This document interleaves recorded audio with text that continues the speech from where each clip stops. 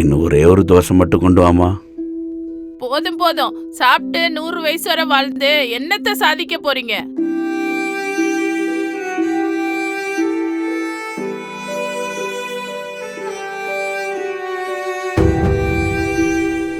எங்க அம்மானா எனக்கு உயிர். எங்க அம்மாவை நீ ஏத்து பேசுவியா?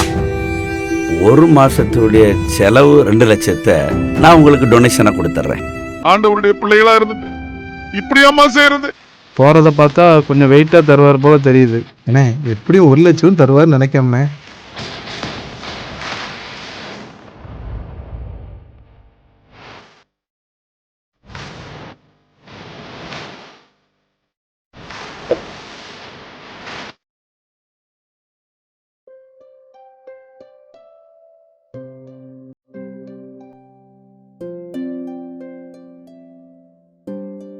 இந்தாங்க காஃபி குடிங்க.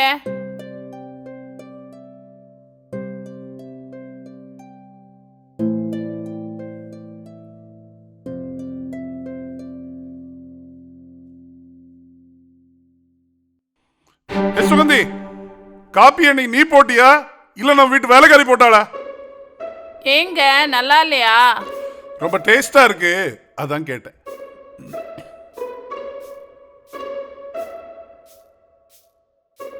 ஆமாங்க, உங்கள்ட்ட ஒன்று கேட்பேன், கோவப்பட மாட்டீங்களே? என் ஆசை பொண்டாட்டிட்ட நான் ஏன் கோவப்பட போறேன்? கேளு கேளு. ஆமாங்க, உங்கள் அப்பா நம்ம வீட்டுக்கு வந்து 1 மாதமும் 2 நாளும் ஆச்சு. இன்னும் உங்கள் தம்பி வீட்டுக்கு போகலையாங்க? சுகந்தி, என் தம்பி நடி ஃபோன் போட்டான். அவன் ஒய்ஃப் ஏதோ அவங்க அப்பாவுக்கு சுகம் இல்லையா, பார்க்க போயிருக்காளாம். அவ வர்றதுக்கு 1 மாசம் ஆகுமா. அதான் இந்த மாசம் அப்பா உன் வீட்டில் வச்சுக்கோ, நான் சாப்பாடுக்கு ரூபா தரேன்னு சொல்லிட்டான். என்ன சொல்றீங்க? உங்க அப்பா 1 மாசம் நம்ம வீட்லயும் 1 மாசம் உங்க தம்பி வீட்லயும் இருக்கிறதா தானே பேசி முடிவு பண்ணோம். அப்புறம் என்ன? இந்த பாரு சுகந்தி, இந்த மாசம் எங்க அப்பா நம்ம வீட்டில் தான் இருப்பாங்க. நாம தான் அவங்களுக்கு எல்லாம் பார்த்துக்கணும். அப்படியெல்லாம் என்னால பார்க்க முடியாது. உங்களையும் நம்ம 2 பிள்ளைகளையும் தான் பார்க்க முடியும். சுகந்தி, நீ என்ன பார்க்காட்டாலும் பரவாயில்ல, எங்க அப்பாவை நல்லா பாரு, அதுதான் நமக்கு ஆசீர்வாதம். அம்மா, நம்ம தாத்தா பாவம்மா, நம்ம வீட்லயே இருக்கட்டும்மா. சித்தப்பா தான் அப்பாட்ட சொல்லியிருக்காங்கல்ல. பாருங்கடி, சாப்பிட்டமா படிச்சமான்னு அமைதியா இருங்க. எனக்கு அட்வைஸ்லாம் பண்ணக்கூடாது. பிள்ளைகிட்ட அன்பா பேசுமா. சரி, எங்க அப்பா உள்ளுக்கு இருக்கிறாங்க, நம்ம பேசுறது கேட்டுறாம அவங்களுக்கு போய் சாப்பாடு கொடுப்போம். அப்படியா? வச்சுக்கிறேன். இன்னும் 2 நாளையில அவங்க சின்ன மகன் வீட்டுக்கு அவரையே போக வச்சிடுறேன்.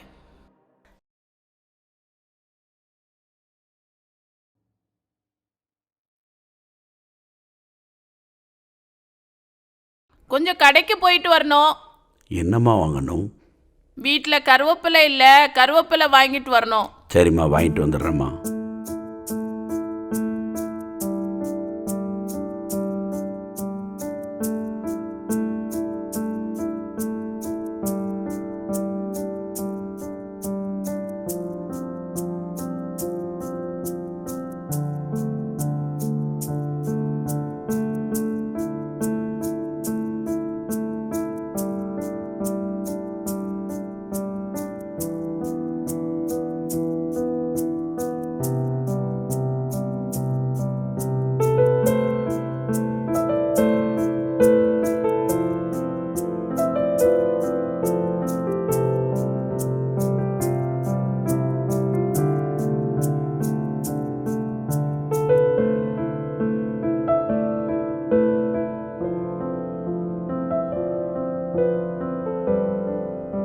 இதாம்மா கருவேப்பிலை.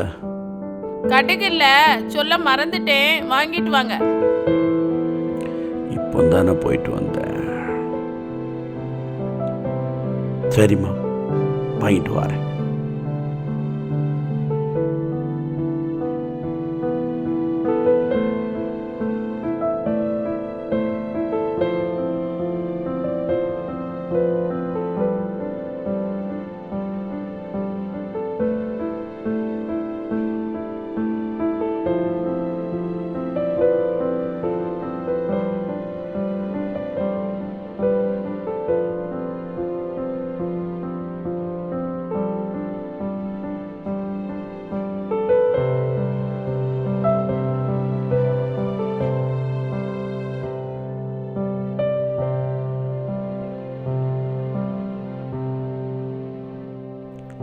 இந்தாம்மா கடுகு. நடராஜா நட. 4 தடவை நடக்க வச்சா நாளைக்கு சின்ன மகன் வீட்டுக்கு போயிடுவாரு.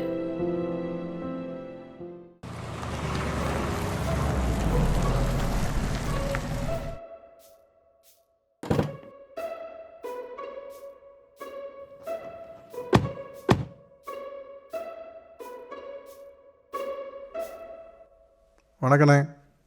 ஒன்றும் இல்லைண்ணே, நாங்கள் முதியோர் இல்லம் நடத்துகிறோம்ல, அது கொஞ்சம் பொருட்கள் தேவைப்படுது, அதான் உங்களை பார்க்க வந்தோம். ஏதாவது பார்த்து பண்ணுங்கண்ணே.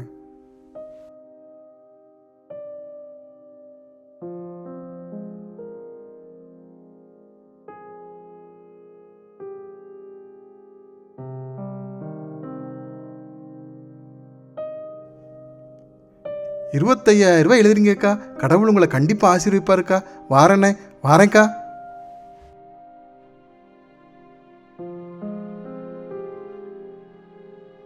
எப்படி நீ 25,000 எழுதலாம்?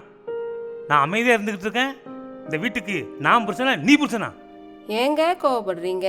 வயசானவங்களுக்கு தானே உதவி செய்கிறோம். ஆமா ஆமா, நீ அப்பன் வீட்ல இருந்து ரொம்ப கொண்டு வந்திருக்கா. உன் பணத்துல இருந்து கொடுக்கணும். என் மகன் பணத்துல இருந்து நீ ₹25,000 எழுதியிருக்கா. என் புருஷன் பணம், அதனால தான் நான் எழுதினேன். உங்கள் பணத்துலேருந்து ஒன்றும் கொடுக்கல, சரியா? டே பாருடா, என்ன எடுத்து பேசிட்டு இருக்கா, நீ பாத்துட்டு இருக்கா. எங்க அம்மானா எனக்கு உயிர். எங்க அம்மாவை நீ ஏத்து பேசுவியா?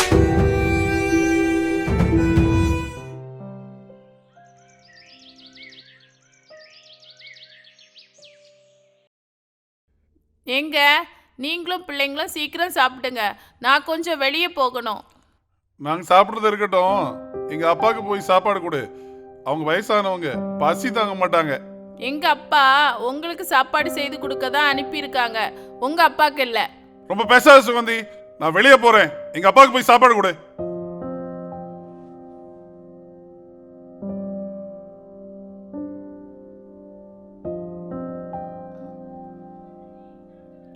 சாப்பாடு ரெடி, சாப்பிட வரலாம்.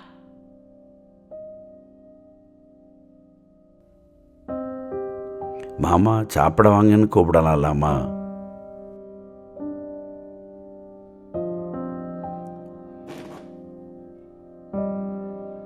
எங்க தாய் மாமாவே மாமான்னு கூப்பிட மாட்டேன், இதுல உங்களை வேறையா? சரி சரி, இதுல 2 தோசை இருக்கு, சாப்பிடுங்க.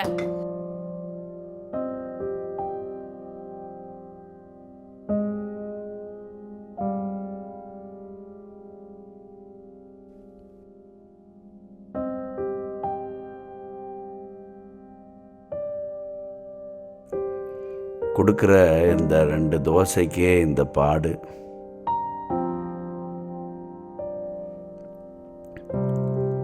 ஏம்மா, இன்னும் ஒரே ஒரு தோசை மட்டும் கொண்டு வாமா. போதும் போதும், சாப்பிட்டு 100 வயசு வரை வாழ்ந்து என்னத்தை சாதிக்க போறீங்க? என் புருஷனுக்கும் என் பிள்ளைகளுக்கு தான் மாவு இருக்கு, தலை வலிக்குது, போய் மாத்திரை வாங்கிட்டு வாங்க.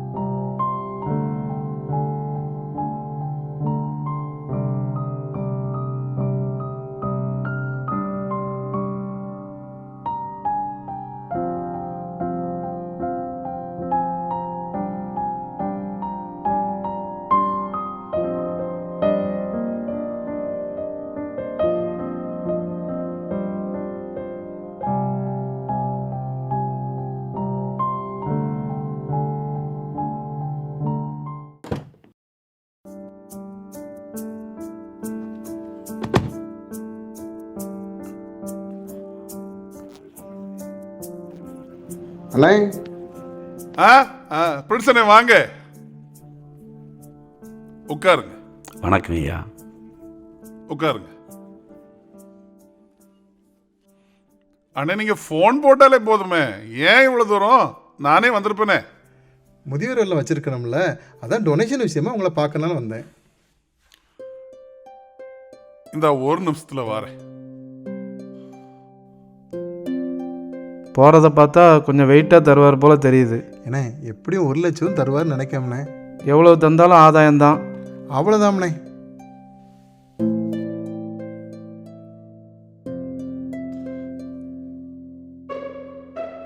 போன மாசம்தான் மகளுக்கு ஃபீஸ் கட்டினேன். கையில பணம் இல்லை. பணம் வந்த உடனே உங்ககிட்ட கொண்டு தந்துடுறேனே.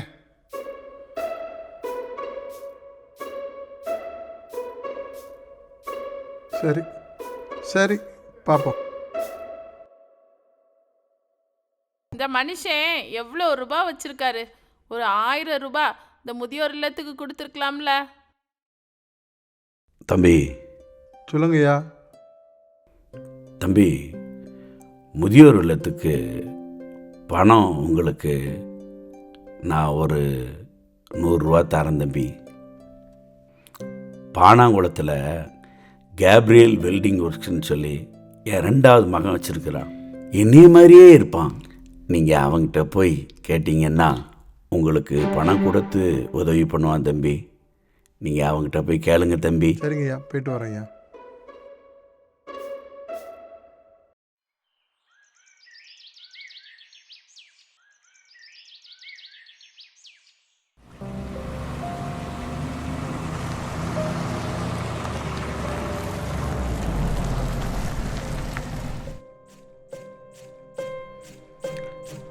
யாருன்னு தெரியலையே, என்ன கார்லாம் வந்து எனக்கு.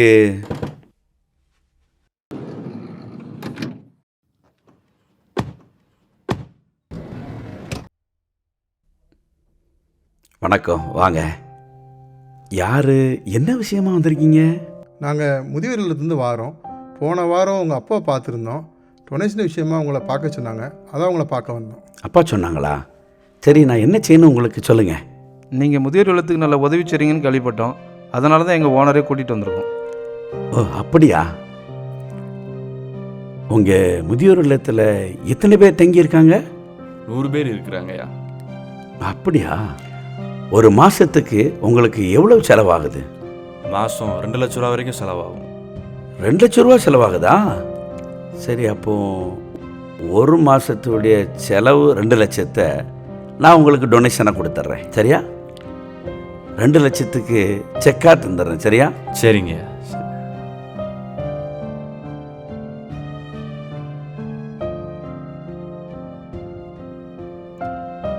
ரொம்ப நன்றி ஐயா. இந்த சீரியலில் ஒருவருக்கு எதை செய்கிறாயோ அது எனக்கே செய்கிறீர்கள் என்ற வசனத்தின்படி நீங்கள் உதவி செஞ்சுருக்கீங்க. ரொம்ப நன்றியா.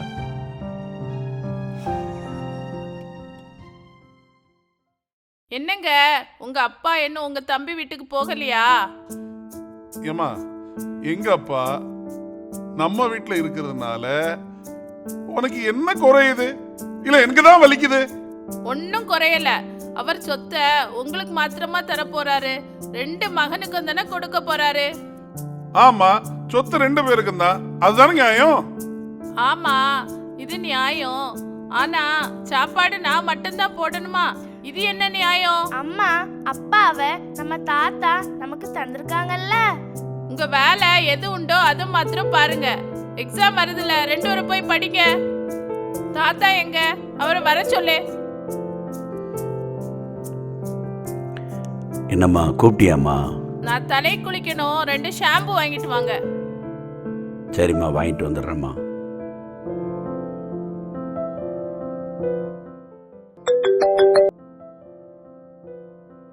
ஹலோ ஷோபா. சுகந்தி, உங்க மாமா கடை பக்கத்துல மயங்கி விழுந்துட்டாங்க. ஐயோ, அப்படியா? கடை பக்கத்துலயா மயங்கி விழுந்துட்டாங்க? இப்பவே வீட்டுக்காரரை வர சொல்றேன். என்னாச்சு? மாமா பக்கத்து கடையில கீழே மயங்கி விழுந்துட்டாங்களாம். உடனே என்னன்னு போய் பாருங்க.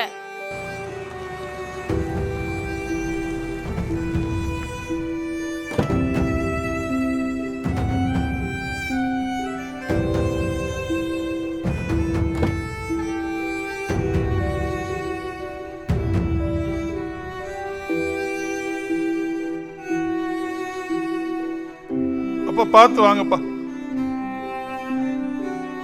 வாங்க வாங்க. அப்பாவுக்கு தண்ணி கொடு சுமதி.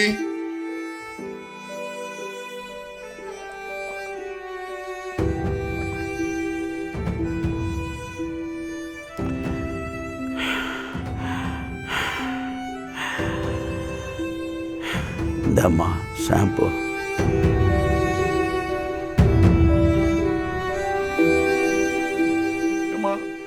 உங்க அப்பா நான் இப்படி செய்வியாம்மா? எங்க அப்பாவை ஒரு நாளைக்கு 4 தடவை வெயில் அனுப்புறேம்மா. உங்க அப்பா இருந்த செய்வியம்மா இது?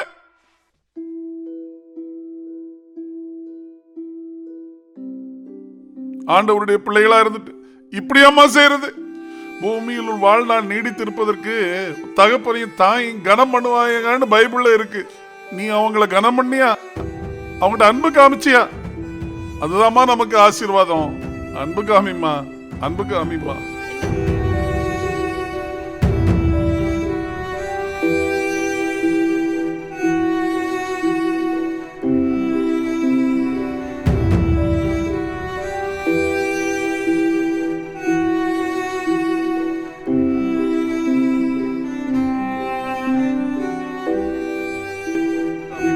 என்ன மன்னிச்சிடுங்க மாமா. எங்க அப்பா மாதிரி உங்களை நான் பார்த்துக்கிடுவேன். ஏம்மா மன்னிப்புலாம் கேட்குற? நீயும் என் பிள்ளை தானம்மா. வாங்கப்பா, வீட்டுக்குள்ள போயிருக்கலாம்.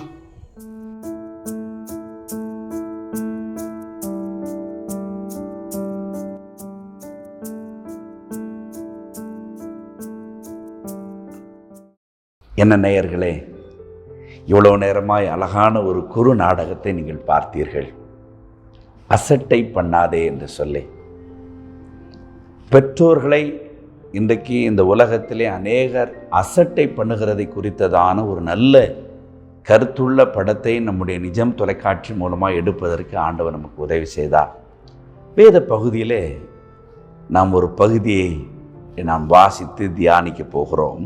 நீதிமொழிகள் 23வது அதிகாரம் அதனுடைய 22வது வசனத்தை பார்க்கின்ற பொழுது, உன்னை பெற்ற தகப்பனுக்கு செவிகொடு, உன் தாய் வயது சென்றவளாகும் போது அவளை அசட்டை பண்ணாதே. உன்னை பெற்ற தகப்பனுக்கு செவிகொடு, அவர்களை அசட்டை பண்ணாதே என்று வேதம் சொல்லுகிறது. இன்னொரு பகுதியிலே வேதத்திலே நாம் வாசிக்கிறோம், பூமியிலே உன் வாழ்நாள் நீடித்திருப்பதற்கு உன் தாயையும் உன் தகப்பனையும் கனம் பண்ணுவாயாக என்று நம்ம பார்க்கிறோம். சகோதரனே, சகோதரியே, இந்த நிகழ்ச்சியை பார்த்து கொண்டிருக்கிற அருமையான தேவனுடைய பிள்ளைகளே, இன்றைக்கு வயதான உங்கள் பெற்றோர்களை, வயதான உங்கள் தகப்பன்மார்களை நீங்கள் அசட்டை பண்ணுகிறீர்களா? ஆசீர்வாதம் உங்களுக்கு வேண்டும் என்று சொன்னால், தேவனுடைய அனுக்கிரகம் உங்களுக்கு வேண்டும் என்று சொன்னால், நம்முடைய வீட்டில் இருக்கிற தாயாய் இருந்தாலும் சரி, தகப்பனாய் இருந்தாலும் சரி, ஒரு நாளும் நீங்கள் அசட்டை பண்ணாதிருங்கள். நீங்கள் சிறு பிள்ளையாய் இருக்கும்போது உங்களை வளர்ப்பதற்கு அவர்கள் எவ்வளவு பிரயாசப்பட்டிருப்பார்கள். நீங்கள் படித்து வளருவதற்கு எவ்வளவு பிரயாசப்பட்டிருப்பார்கள். அவர்கள் பட்ட பிரயாசங்களை எல்லாம் நீங்கள் நினைத்து பார்ப்பீர்கள் என்று சொன்னால், இன்றைக்கு ஒருவர் கூட தகப்பனை யாரும் அசட்டை பண்ண மாட்டார்கள். உங்களுக்கு உதவி செய்தவர்கள், உங்களை வளர்த்தவர்கள், உங்களுக்காகவே வேலை பார்த்தவர்கள், உங்களுக்காகவே வேர்வை சிந்தினவர்கள், உலகத்தை உங்களுக்கு காட்டியவர்கள் என்று சொல்லி நம்ம பார்க்கலாம். ஆகவே உங்களுடைய இல்லத்திலே ஒருவேளை வயதான தகப்பன்மார்கள் இருப்பார்கள் என்று சொன்னால், உணவு காரியத்தினாலும் சரி, அவர்கள் சொல்லுகின்ற ஆலோசனையினாலும் சரி, ஒரு போதும் ஒரு காலமும் நீங்கள் அவர்களை அசட்டை பண்ணாதிருங்கள். பரிசுத்த வேதத்திலே நாம் பார்க்கின்ற பொழுது வேதம் நமக்கு தெளிவாய் சொல்லுகிறது, என் மகனே, அப்படிதான் எழுதப்பட்டிருக்கிறது. நீதிமொழிகள் 1வது அதிகாரம் 8வது வசனத்தை பார்க்கின்ற பொழுது, என் மகனே உன் தகப்பன் புத்தியை கேள், உன் தகப்பன் புத்தியை கேள். தகப்பனுடைய புத்திய பிள்ளைகளாகி நம்ம கேட்கணும். உன் தாயின் போதகத்தை தள்ளாதே என்று எழுதப்பட்டிருக்கிறது. இன்னைக்கு எத்தனை பேர் நம்ம கேட்குறோம்? எத்தனை பேர் அவர்களுக்கு நாம் செவி கொடுக்கிறோம்? ஒருவேளை நம்ம நினைக்கலாம், என் தகப்பன் எவ்வளவு என்னை துன்புறுத்துகிறார் தெரியுமா? வயது சென்றவராயிருக்கிறார். எங்களை குடும்பத்தை, என் பிள்ளைகளை, என் குடும்பத்தில் இருக்கிற எல்லாரையும் என் தகப்பன் வேதனைக்குள்ளாக மாற்றுகிறார். ஆகவே தான் என் தகப்பனை நாங்கள் முதியோர் இல்லத்திலே கொண்டு போய் சேர்க்கிறோம் என்று சொல்லி நிறைய குடும்பத்தினர் இருக்கிறார்கள். இல்லை, உங்களை வளர்க்க வேண்டும் என்பதற்காக, வளர்க்க முடியவில்லை என்பதற்காக உங்களை சிறு வயதில் ஏதாவது ஒரு ஆசிரமத்தில் கொண்டு போய் சேர்த்திருந்தா நம்ம வளர்ந்திருப்போமா? யோசித்து பாருங்கள். தகப்பன் புத்தியை கேள், தாயின் போதகத்தை அசட்டை பண்ணாதே. ஒருவேளை உங்கள் வீட்டில் இருக்கிற தகப்பனுக்கு 70 வயதாகிறதா, அல்லது ஒருவேளை 80 வயதாகிறதா, 90 வயதாகிறதா? உணவிலே உங்களை கஷ்டப்படுத்துகிறார்களா, அல்லது உறைவிடத்திலே உங்களை கஷ்டப்படுத்துகிறார்களா, ஏதோ ஒரு விதத்திலே பாரமாக இருக்கிறார்களா? அசட்டை பண்ணாதிருங்கள், அவர்களை வேதனைப்படுத்தாதிருங்கள், அவர்களை நீங்கள் சந்தோஷப்படுத்துங்கள், அவர்களோடு கூட நேரம் செலவழித்து நீங்கள் பேசுங்கள், அவர்கள் என்ன கேட்டாலும் நீங்கள் வாங்கி கொடுங்க. எனக்கு தெரிந்த ஒரு ஊழியக்காரரிடத்தில் நான் பேசி கொண்டிருந்தேன். அப்பொழுது அவர் சொல்லுகிறார், ஒரு வயது சென்ற 80 வயதிற்கு மேலே சென்ற ஒரு வயதுடையவர், 82 வயது அல்லது 83 வயது அல்லது 85 வயது என்று வைத்துக் கொள்ளுங்கள். அப்பொழுது அவர் சொல்லுகிறார், 80 கழித்து விடுங்கள், இப்பொழுது அவர் 2 வயது குழந்தை, 3 வயது குழந்தை, 5 வயது குழந்தை என்று நீங்கள் நினைத்துக் கொள்ளுங்கள். 80 கழிச்சிருங்க. அப்போ நம்ம அந்த குழந்தையா இருக்கும்போது நம்ம எவ்வளோ சேட்டை பண்ணியிருப்போம், எவ்வளோ பிடிவாதம் பண்ணியிருப்போம். ஆகவே அசட்டை பண்ணாதீர்கள். அவர்கள் ஒருவேளை அன்றைக்கு ஒன்றுக்கும் உதவாதவர்களாய் இருப்பார்கள். ஒரு காலகட்டத்தில் அவர்கள் ஓடி ஓடி உழைத்தவர்களாய் இருப்பார்கள். ஒரு காலகட்டத்தில் அவர்கள் கம்பீரமாய் இருந்திருப்பார்கள். ஒரு காலகட்டத்திலே பலம் படைத்தவர்களாய் இருந்திருப்பார்கள், பணம் படைத்தவர்களாய் இருந்திருப்பார்கள். ஆனால் 80 வயதிற்கு மேல் சரீரம் சோர்வாய் இருக்கும், பலவீனமாய் இருக்கும். ஒருவேளை நமக்கு பாரமாகவே அவர்கள் இருக்கலாம். ஆனால் வேதம் சொல்லுகிறது, தகப்பனை ஒரு நாள் அசட்டை பண்ணாத. நீங்கள் இன்னொரு இடத்துல நீங்கள் பார்ப்பீர்கள் என்று சொன்னால், நீதிமொழிகள் 4வது அதிகாரம் அதனுடைய 1வது வசனத்திலே, பிள்ளைகளே நீங்கள் தகப்பன் போதகத்தை கேட்டு, அவர் என்ன போதிக்கிறாரோ அதை கேட்கணும், அவர் என்ன சொல்லுகிறாரோ அதை நம்ம கேட்கணும், அதற்கு நம்ம கீழ்ப்படியணும். வேதம் தெளிவாய் சொல்லுகிறது, மூடன் தன் தகப்பன் புத்தியை அலட்சியம் பண்ணுகிறானா. மூடன். நீதிமொழிகள் 15வது அதிகாரம் 5வது வசனம் சொல்லுது, யாரெல்லாம் மூடனா இருக்கிறாரோ அவர்கள் தகப்பனுடைய புத்தியை அலட்சியம் பண்ணுகிறார்கள். தகப்பனுடைய புத்தியையும் அலட்சியம் பண்ணக்கூடாது, தகப்பனையும் அலட்சியம் பண்ணக்கூடாது. அதுதான் நமக்கு வேதம் மிக தெளிவாய் சொல்லுகிறது. சகோதரனை, சகோதரியே, இந்த படத்தொகுப்பை நீங்கள் பார்த்திருப்பீர்கள். வயதான அந்த மனிதரை அலட்சியம் பண்ணுகிறார்கள். நான் எப்படி சாப்பாடு கொடுக்கணும்? 2 சகோதரன் அல்லவா, 30 நாளைக்கு மேலே என்னால் சாப்பாடு கொடுக்க முடியாது, 30 நாளைக்கு மேலே என்னால் கவனிக்க முடியாது, சொத்து 2 பாகம்தானே, 30 நாள் முடிந்த உடனே இன்னொரு மகனுடைய வீட்டிற்கு போக வேண்டும் என்று சொல்லி அவரை துன்புறுத்தி எப்படியாவது இன்னொரு மகனுடைய வீட்டிற்கு, 2வது மகனுடைய வீட்டிற்கு அனுப்பிவிட வேண்டும் என்று சொல்லி திட்டம் தீட்டுகிறார்கள். சகோதரனே, சகோதரியே, இந்த விதமான தவறுகளை நாம் செய்ய வேண்டாம். ஒருவேளை குடும்பத்திலே ஆண் பிள்ளைகள் இல்லாமல் இருக்கலாம், தகப்பனை பார்ப்பது யார் என்று சொல்லி போட்டி வரக்கூடாது.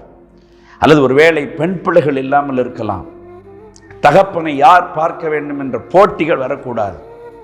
நான் பார்ப்பேன், என் தகப்பன் என் வீட்டில் இருப்பார், அதனுடைய ஆசீர்வாதங்களை நான் பெற்றுக்கொள்வேன் என்று சொல்லி நீங்கள் அவர்களை கனப்படுத்துங்கள். வயதானவர்கள் உங்கள் வீட்டில் இருப்பது உங்களுக்கு ஆசீர்வாதம். வயதானவர்கள் உங்கள் வீட்டில் இருந்து அவர்களுக்கு ஆகாரம் கொடுப்பது நமக்கு ஆசீர்வாதம். அப்படிப்பட்ட ஆசீர்வாதத்தை நீங்கள் பெற்றுக்கொள்ளுங்கள்.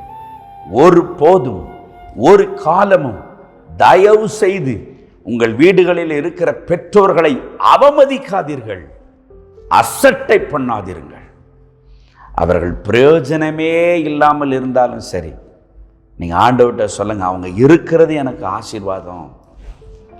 கஷ்டம்தான், வயதானவர்கள் கொடுக்கிற அந்த காரியங்கள் கஷ்டம்தான், அதை தாங்கிக் கொள்ள முடியாதுதான், மகனால ஏற்றுக்கொள்ள முடியாதுதான், மருமக்கள் மாற ஏற்றுக்கொள்ள முடியாதுதான், பேரப்பிள்ளைகளால் ஏற்றுக்கொள்ள முடியாதுதான். ஆனாலும் நம்முடைய தகப்பன் அல்லவா, நம்மை பெற்றவர்கள் அல்லவா, அவர்களை நாம் கனப்படுத்தும் போது கர்த்தர் நம்மை கனப்படுத்துவார். நீங்கள் உங்கள் பெற்றோர்களை, உங்கள் தகப்பனை நீங்கள் கனப்படுத்தும் போது, அவர்களை நீங்கள் கவனிக்கும் போது, நாளைக்கு உங்கள் பிள்ளைகள் உங்களை பார்ப்பார்கள். தயவு கூர்ந்து உங்கள் பெற்றோர்களை எந்த ஒரு ஆசிரமத்துக்கு நீங்கள் அனுப்பாதீர்கள். தயவு செய்து உங்கள் பெற்றோர்களுக்கு, உங்கள் தகப்பன்மார்களுக்கு உணவு கொடுக்காமல் நீங்கள் இருக்காதீர்கள். அவர்களுடைய உணர்வுகளை நீங்கள் மதியுங்கள். நிச்சயம் கர்த்தர் உங்களை ஆசீர்வதிப்பார். அசட்டை பண்ணாதீர்கள்.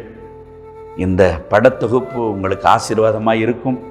கர்த்தர் பெரிய காரியங்களை செய்வாராக. ஜெபிப்போமா? அன்பு நிறைந்த நல்ல ஆண்டவரே, பரிசுத்தமுள்ள பிதாவே, அசட்டை பண்ணாதே என்ற இந்த படத்தொகுப்பை அருமையான பிள்ளைகள் பார்த்துருக்குறாங்கப்பா. இயேசுவின் நாமத்தினாலே பிள்ளைகளை ஆசீர்வதிங்க. வீட்டில் இருக்கிற வயது சென்ற தகப்பன்மார்களை ஒரு நாளும் பிள்ளைகள் அசட்டை பண்ணக்கூடாது. அவர்களை ஆதரித்து அவர்களுக்கு உதவி செய்து அதனுடைய ஆசீர்வாதத்தை இவர்கள் பெற்றுக்கொள்ளட்டும். இந்த தவறை யாரும் செய்யக்கூடாதப்பா. அப்படிப்பட்ட கிருபைகளினாலே பிள்ளைகளை நிரப்புங்க, பொறுமைகளை கொடுங்க, அவர்களை கனப்படுத்துவதற்குரிய இதயத்தை கர்த்தர் கொடுங்க, ஆசீர்வாதத்தை கட்டளையிடுங்க. உம்முடைய நாமம் மாத்திரம் மகிமைப்படட்டும். துதி கன மகிமையாவும் நாங்கள் உமக்கே செலுத்துகிறோம். மீட்பர் இயேசுவின் மூலம் ஜெபிக்கிறோம் எங்கள் ஜீவனுள்ள நல்ல பிதாவே. ஆமென், ஆமென்.